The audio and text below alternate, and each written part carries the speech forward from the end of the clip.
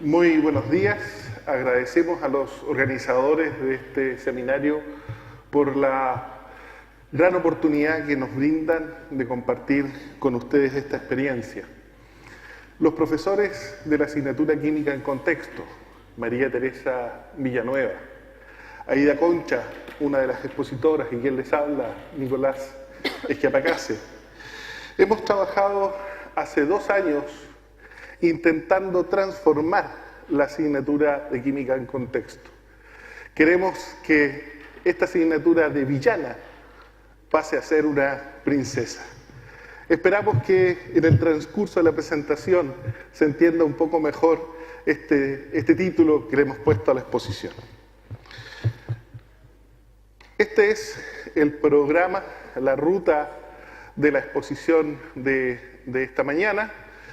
Una introducción, un desarrollo que incluye marco teórico, descripción de la innovación, implementación, resultados preliminares y las conclusiones.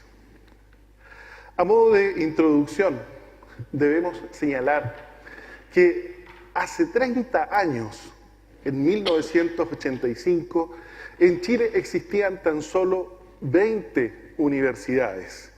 14 eran estatales y 6 privadas, pero pertenecientes al sistema universitario tradicional. Y estas 20 universidades tenían un total de 114.000 estudiantes de pregrado. 30 años después, esta oferta académica, esta cobertura de educación superior, prácticamente se ha sextuplicado. Hoy día tenemos 69 universidades en Chile, 25 pertenecen al Consejo de Rectores, otras 35 son privadas y entre todas tienen un total de 645.000 estudiantes de pregrado. Hemos elegido, o debo decir, he elegido el año 1985 porque está muy cercano al año en el que yo ingresé a la universidad, que fue el año 87. Y recuerdo que en aquel entonces existían aquellos ramos que llamaban coladores. De 100 estudiantes no aprobaban más de 10, y eso a todo el mundo le parecía de lo más normal. Eran aquellos tiempos en los que los profesores tenían absoluta libertad de cátedra, y no solo libertad de cátedra, sino que libertad también para fumar en clase. Pero los tiempos han cambiado y han cambiado rotundamente. Este aumento en la cobertura implica que hoy día no solo estamos recibiendo una gran cantidad de estudiantes, sino que estamos recibiendo estudiantes con una gran diversidad en cuanto a sus características. En el caso de la Universidad Católica de Temuco, tenemos un total de 8.000 estudiantes. Recibimos alrededor de 2.300 estudiantes en primer año, pero lo más importante es que el 85% de estos estudiantes pertenecen a los 3 primeros quintiles, es decir, son estudiantes con altos índices de vulnerabilidad social. Y lamentablemente son estudiantes que obtienen puntajes bajos en la prueba de selección universitaria. Un promedio de 540 en una escala en que el mínimo es 450 y el máximo son 800 puntos. Tenemos entonces un gran desafío que afrontar. Son estudiantes con gran diversidad de características. Bueno, si además de los números que nos indicaban de la baja vulnerabilidad y de la alta vulnerabilidad y el bajo puntaje de ingreso de los estudiantes, a nuestra realidad en nuestras aulas le tenemos que sumar, ¿cierto?, que nuestros estudiantes tienen distintas también motivaciones. Los estudiantes de hoy en día, una sala de clase en donde solamente hay una pizarra, ¿cierto?, en donde solamente hay cuaderno, no es su entorno natural. Lo natural para ellos hoy día es que existan pantallas, ya que sean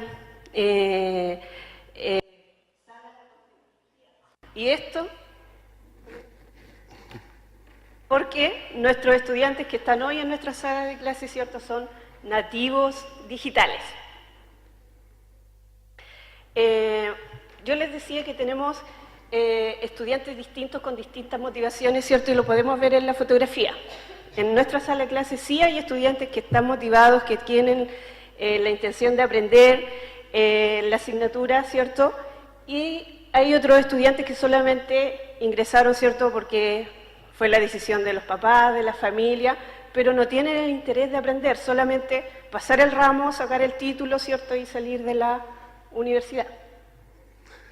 Y esta es la realidad que debemos enfrentar los profesores. Tenemos que adaptarnos, tenemos que adaptar nuestras prácticas y nuestros enfoques de enseñanza. Bueno, algunos con más ingenio que otros, algunos con más éxitos que otros, pero hay un reconocimiento, tal como lo decía Aida, de que nuestros estudiantes hoy día están mucho más acostumbrados a interactuar con una pantalla, desgraciadamente, ¿no?, que con las personas en vivos. Bien, vamos a partir con las características de nuestro curso. En el año 2012, la primera innovación que nosotros quisimos hacer es incluir la contextualización en la asignatura. Por eso, ¿cierto?, hoy en día se llama Química en Contexto. Esta contextualización obviamente no fue suficiente, pero consiste en un curso de química general como cualquiera, pero que todos los conceptos, ¿cierto?, y los contenidos de química se van a aprender a partir de distintos contextos, como por ejemplo los que aparecen aquí. El primer contexto, que se llama el aire que respiramos. El tercer contexto, el deterioro de la capa de ozono, donde ahí aprenden enlace químico. En la 7, donde aprenden reacciones ácido-base, que se trata el tema de la lixiviación del cobre, ¿cierto?, muy importante en nuestro país. Y el tema de energía en el último contexto, que es pilas y baterías. Bien, acá está entonces, en el año 2012, en donde nosotros introdujimos los contextos en la asignatura, tuvimos estos resultados que nos indican, ¿cierto?, que la química era una villana. Esta asignatura, ¿cierto?, desarrolla el segundo semestre para alrededor de 300 estudiantes de la carrera de Ingeniería Civil, y la tasa de aprobación, ¿cierto?, fue del 25% y una tasa de deserción del 40%, lo cual son datos muy malos, ¿cierto?, y para los estudiantes y para todos nosotros la podíamos catalogar como una villana. Nuestra solución a estos números, a estos malos resultados, fue entonces hacer una transformación de esta asignatura. Ya no queríamos que ella siguiera siendo, ¿cierto?, la villana de los ingenieros civiles. Y nuestra transformación consistió, ¿cierto?, en que nosotros principalmente queríamos como centro que el estudiante pudiera lograr un aprendizaje profundo de la asignatura, un aprendizaje que fuera significativo y que no fuera algo, ¿cierto?, que ellos aprendían al momento de rendir una evaluación y después se olvidaban de todo eso. Y para eso entonces introdujimos dentro de la asignatura dos estrategias metodológicas, que fue clase al revés, indagación guiada, y estas estrategias metodológicas no podrían funcionar, ¿cierto?, en un 100% si no consideramos también la evaluación de nuestra asignatura. Entonces, en la transformación incluimos clase al revés, indagación guiada y evaluación auténtica. Hagamos una rápida revisión de algunos de los conceptos. ¿Qué entendemos por aprendizaje profundo? Ya Vygotsky hablaba del aprendizaje significativo. Luego Biggs introduce aprendizaje profundo. Hay quienes señalan que si el aprendizaje es de verdad no tendría por qué llevar apellido, pero bueno, hoy día entendemos que el aprendizaje profundo es aquel conocimiento que pasa a formar parte de la estructura, del bagaje fundamental del estudiante. El aprendizaje profundo es el que permite al estudiante relacionarse con el pasado, el presente y el futuro. Se logra un aprendizaje profundo cuando el conocimiento que se está recibiendo se relaciona con conocimientos previos, cuando ese conocimiento puede ser usado y aplicado en otras áreas o materias, o también puede vincularse a la experiencia real y cotidiana. Pero quizás lo más importante, el aprendizaje profundo, es el que permite al estudiante nuevos descubrimientos y abordar nuevos desafíos. La búsqueda del significado, el análisis lógico y el juicio crítico son características del aprendizaje profundo. ¿Y qué entendemos por clase al revés? Colegas, no se asusten. No tenemos que llegar a estos extremos para motivar a nuestros estudiantes, no.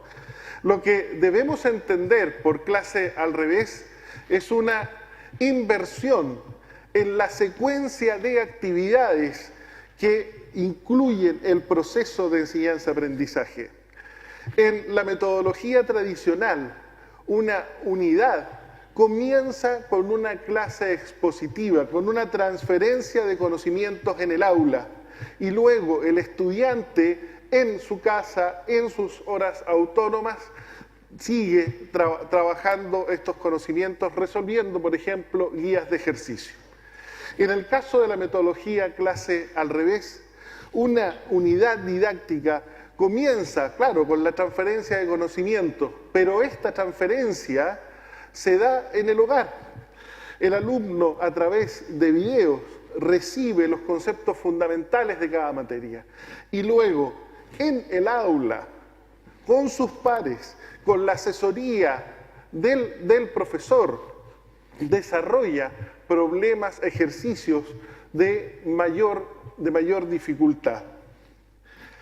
Si aplicamos la taxonomía solo de Bix, podemos decir que en la clase tradicional los primeros niveles de aprendizaje, los básicos, recordar, comprender, esos son los que idealmente lograba el estudiante en el aula teniendo esta clase expositiva del profesor. Y luego todos nosotros, profesores, formadores, esperábamos que el estudiante en su casa fuera alcanzando niveles superiores como aplicar, analizar, evaluar, para finalmente en algún trabajo grupal ellos pudieran crear a partir de estos conocimientos. Esto, dadas las características de los estudiantes que hoy día estamos recibiendo, esto claramente no se da.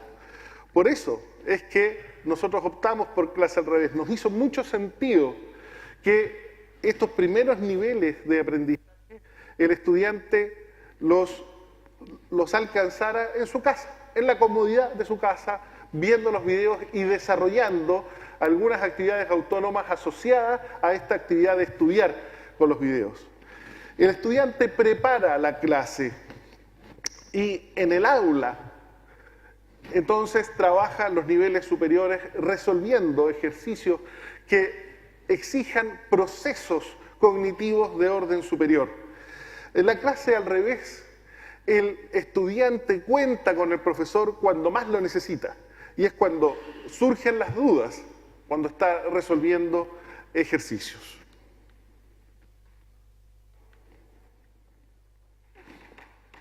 Bien, la otra estrategia metodológica que introdujimos a la asignatura es la indagación guiada, y este es un proceso en donde los estudiantes deben pasar, ¿cierto?, por varias etapas, por varias fases, comenzando con una pregunta. En el caso de nuestra asignatura, esta pregunta no se lo hacen por sí solos, sino que la pregunta se la damos nosotros los docentes. Luego de esa pregunta, ellos, para poder encontrar obviamente la respuesta, tienen que investigar. Entonces aquí ellos tienen que leer libros, ¿cierto? Ahí se les dan algunas fuentes de información, buscar en internet, leer, planificar. Luego tienen que crear, ¿cierto?, algo para que puedan experimentar y explicar las respuestas a las que desean lograr con la pregunta del inicio.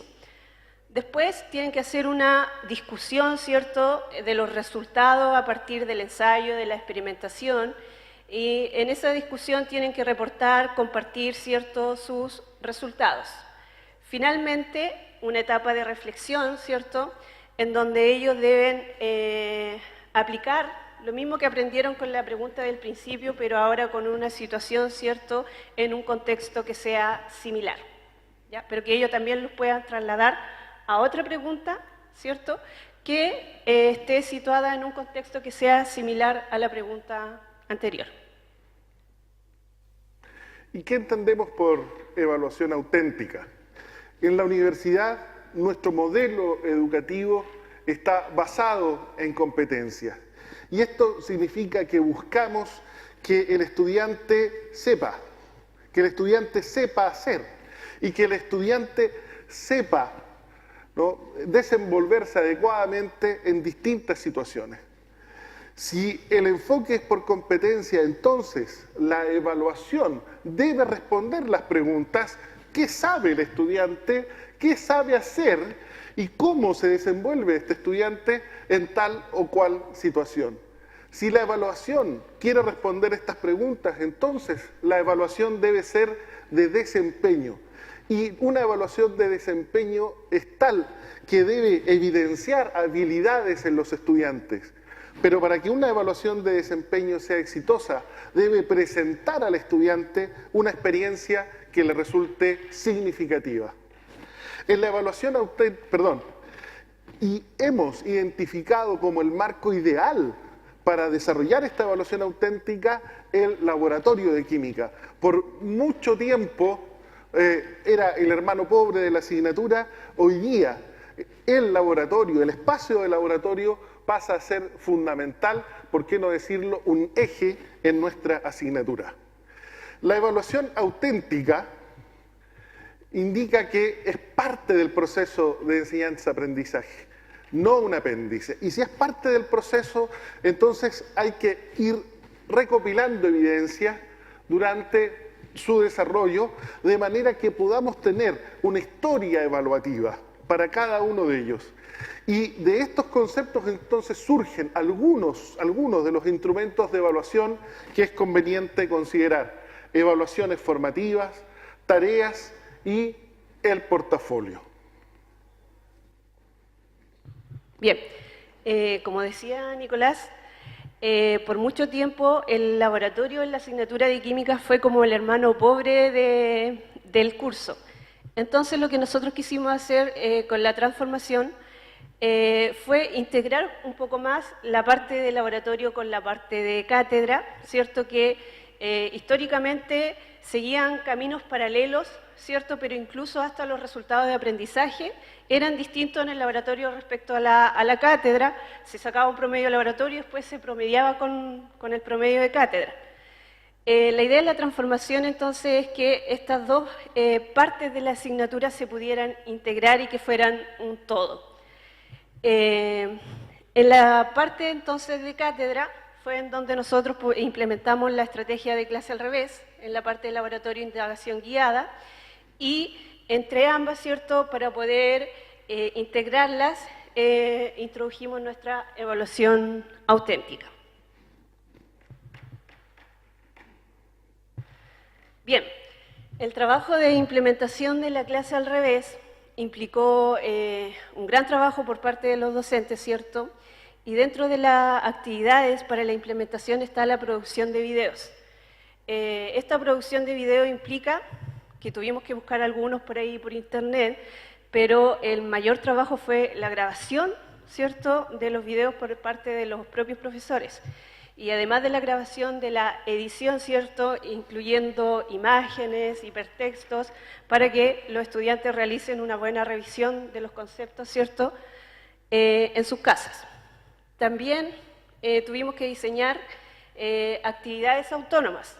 Los videos los estudiantes los ven en sus casas, pero que los videos no podían estar solos. O sea, no podía hacer el trabajo de los estudiantes solamente ver los videos. Entonces, hubo que diseñar un set de actividades para que los estudiantes puedan trabajar con esos videos y ver si están aprendiendo lo más simple, lo más conceptual respecto de esos videos.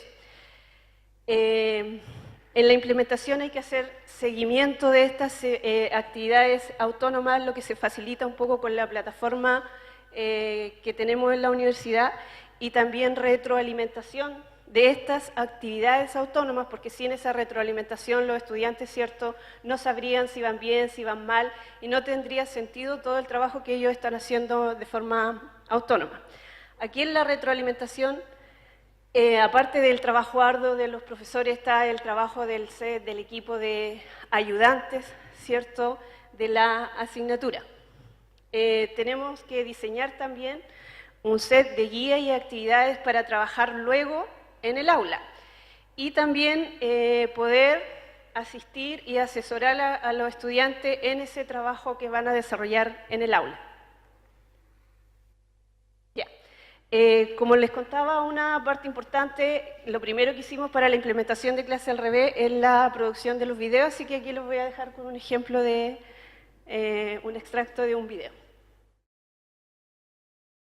Bueno, aquí aparece el profesor Nicolás, ¿cierto?, con un video sobre disoluciones químicas, en donde se puede ver que él hace la explicación, hay edición con imágenes. Y a continuación, otro ejemplo breve del capítulo sobre ácidos y bases. Video, por favor. Bien. Pido por favor que hagan correr el video en el que se va a mostrar rápidamente cómo se estructura en la plataforma cada uno de los contextos. Comenzamos declarando los desempeños esperados por los estudiantes y se le van asignando una serie de actividades, entre las cuales está estudiar con los videos. Pero tal como decía Aida, no basta con que vean los videos, sino que ellos, respondiendo a algunos cuestionarios en línea, por ejemplo, resolviendo guías de ejercicio, tienen que ir consolidando esos aprendizajes. Las actividades autónomas que acompañan este estudiar con los videos son resolución de guías de ejercicio, cuestionarios en línea en los que usamos la herramienta Google Form. La gracia es que responden en la misma plataforma, envían sus respuestas y estas quedan almacenadas en una planilla Excel que nos permite a los profesores tener una visión global, general del estado, del nivel de aprendizaje del curso. También hay pruebas de ensayo. Desgraciadamente en esta lámina no se aprecia muy bien, pero la gracia de las pruebas de ensayo es que una vez que ellos resuelven el problema, envían su respuesta, la misma plataforma les corrige, les da la respuesta correcta y esto ellos pueden intentarlo tantas veces como el profesor defina.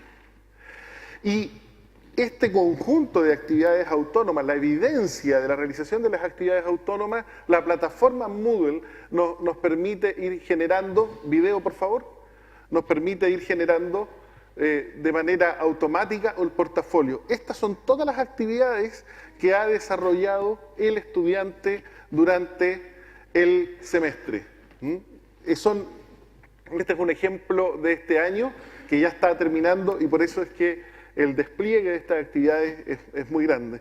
Entonces, el portafolio, insisto, es un portafolio electrónico y que se va generando de manera automática en la medida que el estudiante va cumpliendo con su trabajo autónomo.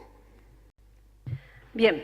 Tenemos estudiantes aquí, entonces para que sepan, ¿cierto? Tenemos todo el registro de cada una de las actividades que ellos hacen en la plataforma Educa. Una de las partes importantes de la implementación, como les decía anteriormente, es la retroalimentación. Esta retroalimentación, como la mayoría de las actividades son en la plataforma Educa, entonces la plataforma nos da la posibilidad de que ahí mismo le podamos hacer las observaciones, las correcciones, en el caso de los test de ensayo, las pruebas de ensayo, ¿cierto? Y acá tenemos entonces un ejemplo de un estudiante de este semestre, ¿cierto?, en donde aparece cada una de las actividades que ha realizado, la calificación, ¿cierto?, que ha obtenido, el porcentaje y además la retroalimentación que se le ha hecho por cada una de las actividades. ¿Esto tenía play igual? Sí. Por favor. Entonces, es un estudiante de este semestre que ya sabemos que hay muchas actividades, hay algunas que son actividades en grupo, entonces a lo mejor él no subió todas las actividades porque una de ellas era en grupo, entonces lo subió otro integrante del grupo. Pero ahí están las indicaciones que se le hacen respecto a la nota, por qué no lo logró, si lo hizo bien, las felicitaciones, ¿cierto? Respecto a cada una de las actividades que el estudiante está desarrollando en la plataforma. Es un trabajo que se debe realizar por parte de los docentes, por parte de los ayudantes de cada una de las actividades que están dispuestas, ¿cierto?, en la plataforma para el trabajo autónomo de los estudiantes. Sin duda en este trabajo los profesores necesitamos apoyo y en este sentido es muy importante contar con ayudantes muy calificados y muy bien preparados. Bien, después del trabajo autónomo entonces tenemos que realizar las actividades que se van a desarrollar en el aula. En el aula se preparan más bien guías que tengan ejercicios, ¿cierto?, que sean ejercicios tipo pruebas con aplicación, que respondan a un orden cognitivo de orden superior, ¿cierto? Y el trabajo que los estudiantes realizan principalmente en sala son trabajos, como ven ahí en la fotografía, en grupo. Ellos comparten su experiencia, lo que han aprendido anteriormente con los videos. Vemos allá un desarrollo de ejercicios con modelos moleculares. Desarrollamos muchas estrategias del aula, como por ejemplo grupos de expertos, ¿cierto?, para que puedan trabajar en los ejercicios ya con aplicación, ¿cierto?, en donde obviamente ahí está el profesor también guiando todas las actividades y asesorando el desarrollo de estos ejercicios. Ya, acá entonces tenemos la implementación de la otra estrategia metodológica, que es la indagación guiada. La indagación guiada parte con la pregunta que yo les contaba anteriormente. Esta pregunta es indicada por el profesor. La pregunta entonces se le entrega a los estudiantes una guía en donde la pregunta se expone a los estudiantes como desafío, ¿ya? Se le entrega 1 o 2 desafíos, ¿cierto? Y eso es como la pregunta a partir de la cual ellos tienen que empezar a trabajar, investigar y todas las otras fases del proceso de la indagación. Y ahí tenemos desafío, entonces se le presentan los desafíos y con eso ellos comienzan todo el proceso, ¿cierto?, de indagación guiada que viene posterior, como investigar, ¿cierto?, ensayar, experimentar. Y luego ya de que ellos han elaborado una planificación que además ha sido retroalimentada por el profesor, entonces ellos van al laboratorio a desarrollar estas experiencias, estos experimentos que ellos mismos han diseñado para responder a la pregunta o el desafío que se les formuló. Video, por favor, para mostrarles una secuencia de las actividades que se desarrollan en el laboratorio.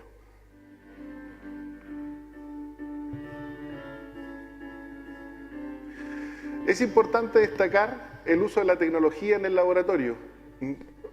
Gracias a un proyecto de docencia de la Universidad Católica, nosotros adquirimos un set de tablets. ¿Cuál era el objetivo? El que ustedes están viendo allí, ¿no?, que les permitan hacer algunas indagaciones conectándose a internet, pero también que les permitan tomar registro de las actividades de laboratorio que ellos están haciendo. ¿Y por qué es tan importante el registro? Porque luego se les pide que expongan brevemente sobre el trabajo que hicieron, cuáles fueron las dificultades, las conclusiones a las que ellos llegaron, pero más importante aún, ellos tienen que defender el trabajo de los estudiantes, defender el trabajo que realizaron respondiendo preguntas del profesor y de los estudiantes.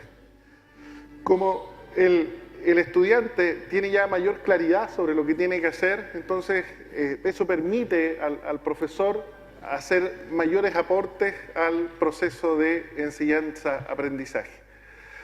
Tal como les señalaba, ¿no?, ellos tienen que hacer un reporte, se expone, se entrega de manera oral y luego tienen que hacer una defensa respondiendo preguntas del profesor y de los estudiantes. ¿Ahí?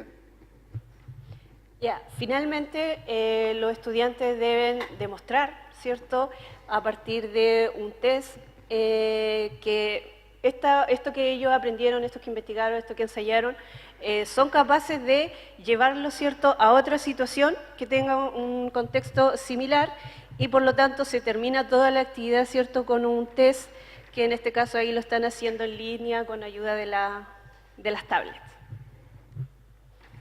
¿Y de qué manera hemos hecho la implementación de la evaluación auténtica? Tradicionalmente en este curso teníamos 3 grandes evaluaciones durante el semestre y es en esas evaluaciones donde prácticamente el estudiante se jugaba la aprobación o reprobación de la asignatura. Hoy día las evaluaciones son de desempeño, las evaluaciones sumativas nos preocupamos de que estén no solo contextualizadas, sino que además situadas, se le presentan al estudiante problemas, situaciones relacionados con su futuro profesional. Ellos tienen que demostrar la habilidad, la capacidad de diseñar una ruta para resolver distintos problemas. Y también se incluye en la evaluación de desempeño con una ponderación importante el trabajo que han desarrollado en el marco del laboratorio. Pero no solo hay que evaluar desempeño, también hay que evaluar proceso y aquí es donde incluimos la consideración, el reconocimiento del portafolio electrónico, de la planificación de las actividades de laboratorio, las pruebas parciales en las que ya ellos han hecho una extrapolación de los conocimientos adquiridos y finalmente una coevaluación del laboratorio. Como ellos trabajan en equipos de 3 personas, para nosotros es muy importante cómo ellos valoran, consideran el trabajo que han realizado sus pares. Y bueno, ¿cuáles han sido los resultados? Son preliminares. ¿Por qué decimos esto? Porque es en este semestre cuando nosotros ya vamos a aplicar los instrumentos, los test validados internacionalmente que nos permitirán decir si efectivamente los estudiantes tienen una mayor ganancia de aprendizaje, efectivamente los estudiantes están logrando ese aprendizaje profundo que nosotros buscamos. Pero de todas maneras hay algunos datos que son auspiciosos. Desde el año 2012 al 2014, cuando hicimos el pilotaje de esta innovación, la aprobación aumentó de un 25 a un 50% y la deserción de un 33% a un 20%. Y aquí una comparación de los resultados de la primera prueba, que es una de las que tiene los peores resultados, los resultados de un año, un semestre, en el que los estudiantes, en el que la asignatura, perdón, todavía en ella no se había aplicado la innovación y los resultados con innovación. Las pruebas estadísticas señalan que no habría diferencias significativas entre estas poblaciones basados en la media, pero claramente hay una expansión de la distribución hacia mejores notas, hacia mejores resultados de la evaluación. Continuando con los resultados preliminares, ¿cierto? Cuando hicimos el pilotaje en el año 2014, aplicamos una encuesta de apreciación de la estrategia de indagación guiada y aquí podemos observar algunos resultados como, por ejemplo, alrededor, un poco más del 60% de los estudiantes está de acuerdo, muy de acuerdo, en que las clases de laboratorio con la indagación guiada le permitieron experimentar y descubrir conceptos propios de la química. Tenemos otra pregunta en donde un poco más del 50%, ¿cierto?, de los estudiantes opina que la clase de laboratorio fueron interesantes y también motivantes para desarrollar la asignatura. Vemos también resultados con un poco más de un 60% de los estudiantes que está de acuerdo, muy de acuerdo, en que el trabajo grupal del laboratorio fue desarrollado de forma equitativa, ¿cierto?, que también nos importa como hay evaluaciones que son en grupo, entonces lo importante es que ellos también estén conformes con esa situación. Y un poco más del 50% de los estudiantes también está de acuerdo o muy de acuerdo en que la clase o la metodología del laboratorio mejoró su comprensión sobre la asignatura de química. Bien, y ya para ir finalizando, algunas conclusiones a partir de esta innovación. Los profesores de química estamos convencidos de que esta innovación implica una mejora. Vamos a seguir implementándola en los semestres venideros, perfeccionando, por supuesto, todo aquello que debamos perfeccionar.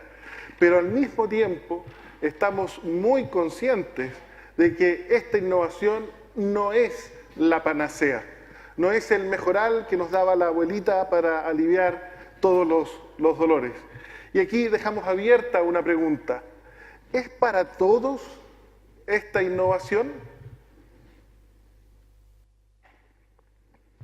Bien, el rol del docente es muy importante en esta estrategia metodológica porque, en primer lugar, el docente, para poder llevar a cabo toda esta transformación, debe estar convencido, ¿cierto?, de que esto va a ayudar a mejorar, ¿cierto?, el aprendizaje en sus estudiantes.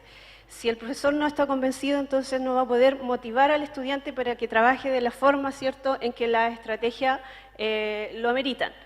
Por lo tanto, el rol del docente primero tiene que ser que esté convencido y que pueda llevar a cabo, ¿cierto?, principalmente la motivación en los estudiantes para que puedan participar de la